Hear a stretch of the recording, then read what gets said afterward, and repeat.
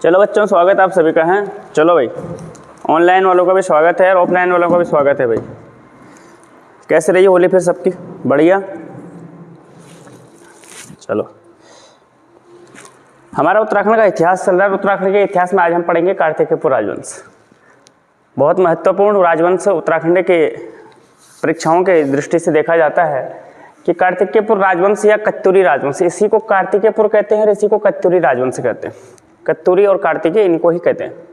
देखिएगा, इनका जो वैसे तो इन्हें मानते हैं कुड़िंदों का, जो सबसे पहले जो राजनीतिक वंश रहा है उत्तराखंड के अंदर, कुड़िंद राजवंश, उन कुड़िंदों के बाद ही, उन कुड़िंदों के वंशज ही इनको माना जाता है कत्यूरियों को, कि वहीं से बाद में काफ़ी समय के बाद जब पर्वताकार राजवंश समाप्त हो गया, उसके बाद कोई सत्ता उभर करके आई तो वो कुड़िंदों से ही उभर के आई और उसी को कार्तिकेयपुर के नाम से जाना जाता है।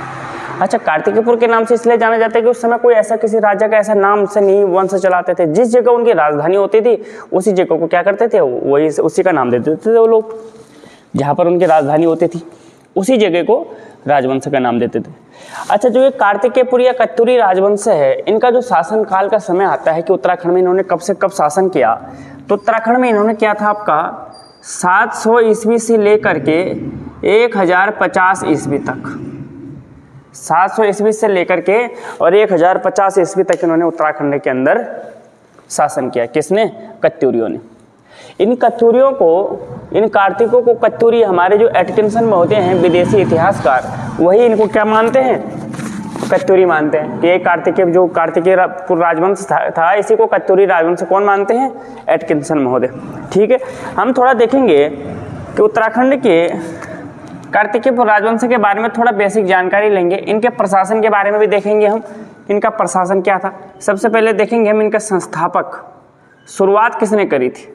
जैसे पवार वंश की शुरुआत करी थी किसने? कनकपाल ने, जो गुजरात की धारनगरी से आया था।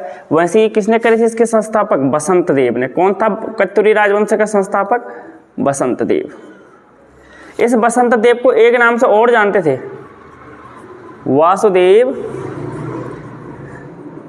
चक्रपाणी। इसे वासुदेव चक्रपाणी के नाम से भी जानते थे भाई। चक्रपाणी का मतलब क्या हुआ? चक्रपाणी, चक्र है जिसकी पानी में, पानी मतलब हाथ, चक्र है जिसकी पानी में। कौन सा समास है इसमें? जहां ना प्रथम पद प्रधान हो ना दूसरा पद प्रधान हो, वहां जहां तीसरा पद प्रधान हो वहां कौन सा समास होता है? बहुव्रीहि समास। तो चक्रपाणी किसके लिए कहा गया? भगवान विष्णु के लिए। लंबोदर, लंबा है जिसका उदर, कौन सा समास? बहुव्रीहि समास। दशानन, 10 हैं जिसके आनंद। सीधा सीधा इमेज बन रही दिमाग में किसी तीसरे व्यक्ति के लिए।